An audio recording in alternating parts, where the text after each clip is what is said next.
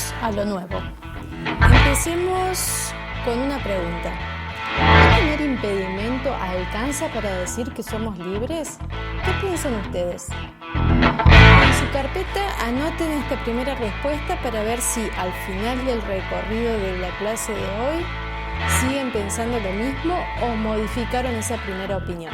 La clase de hoy se ocupa de este aspecto de la libertad como no tener impedimentos y la libertad como posibilidad efectiva. Esto se suele llamar la libertad en sentido negativo y la libertad en sentido positivo. Ahora bien, la expresión negativo y positivo no quiere decir que una sea mala y la otra buena. El término negativo refiere a que no se pone impedimentos para hacer. Y el término positivo refiere a que se busca ir más allá de no poner impedimentos y se proponen condiciones para hacer efectiva esa libertad.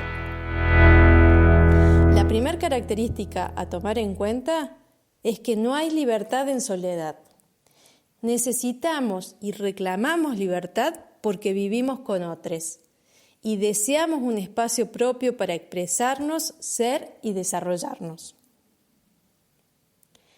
Las personas vivimos en sociedad, lo que implica que si bien poseemos libertad, nuestra libertad no es total. No podemos hacer cualquier cosa o lo que se nos ocurra porque hay normas y leyes que determinan lo que se debe hacer o lo correcto o bueno.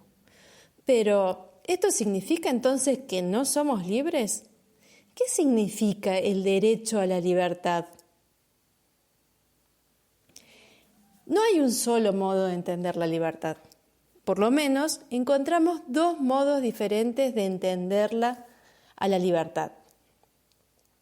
Un filósofo llamado Isaías Berlin se dedicó a pensar acerca de la libertad y se dio cuenta de que hay dos modos por lo menos de entenderla cuando la pensamos en relación a la sociedad, y llamó a estos dos modos de entender la libertad como libertad negativa y libertad positiva.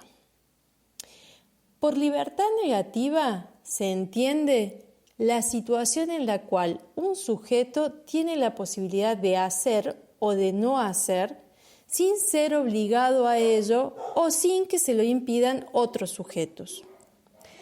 Se caracteriza por no tener ningún impedimento para hacer o no hacer algo que desee la persona.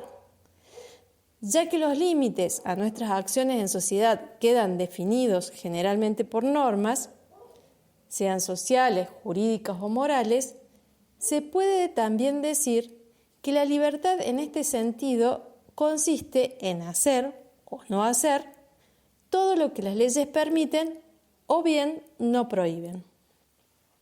Un ejemplo de esto, de este tipo de libertad, se encuentra en el artículo 19 de nuestra Constitución, que dice: ningún habitante de la nación será obligado a hacer lo que no manda la ley, ni privado de lo que ella no prohíbe. ¿Qué quiere decir este artículo de nuestra Constitución?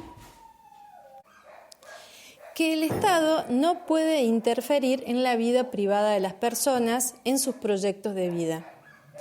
En tanto la búsqueda de felicidad y el proyecto de vida de cada uno no afecte a otros, el Estado no podría intervenir. Ahora pasemos a la libertad positiva. La libertad entendida en sentido positivo consiste en poder hacer de acuerdo a nuestra voluntad, en tener el control de nuestra propia vida. Es la libertad entendida como capacidad real de concretar nuestras posibilidades.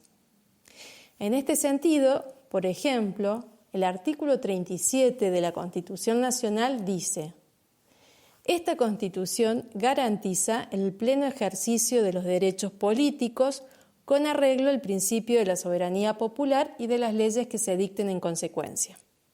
El sufragio es universal, igual, secreto y obligatorio. La igualdad real de oportunidades entre varones y mujeres para el acceso a cargos electivos y partidarios se garantizará por acciones positivas en la regulación de los partidos políticos y en el régimen electoral. Garantizar el pleno ejercicio de los derechos políticos significa que el Estado debe hacerse cargo de brindar todas las condiciones necesarias para que los ciudadanos puedan ejercer sus derechos políticos, votar, ser elegidos, participar. Eso significa que debe garantizar, por ejemplo, la educación necesaria para poder ejercer esos derechos. Por otro lado, habla de que se garantizará la igualdad real de oportunidades entre varones y mujeres para el acceso a cargos electivos y partidarios.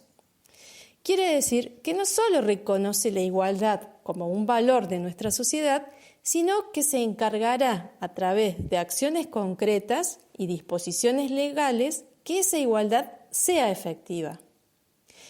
En este sentido, el año pasado, por ejemplo, en marzo, se dictó un decreto que hacía efectiva la Ley de Paridad de Género en ámbitos de representación política. Esta ley dispone la obligación de que los distintos partidos políticos que compitan en las elecciones nacionales, tanto las PASO como las generales, presenten listas integradas por candidatas y candidatos, de manera intercalada desde el primer candidato titular hasta el último suplente, de modo que no haya dos personas continuas del mismo género en una misma lista.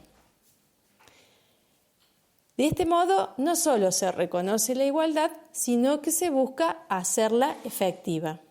¿Y esto por qué? Bueno, porque nuestra sociedad considera que la igualdad de varones y mujeres es importante para el tipo de sociedad que queremos ser, al que queremos llegar. Entonces, el mero derecho a votar, por ejemplo, libremente, sin coacciones, sin imposición ni restricción, es una forma de libertad negativa y es importante y necesaria, porque reconoce la no injerencia del Estado o de cualquier otra instancia en la toma de decisión del votante. Sin embargo, si el votante no sabe leer ni escribir o no puede desplazarse hasta la urna, difícilmente podrá ejercer ese derecho y, por tanto, carecerá, no tendrá esa libertad en sentido positivo.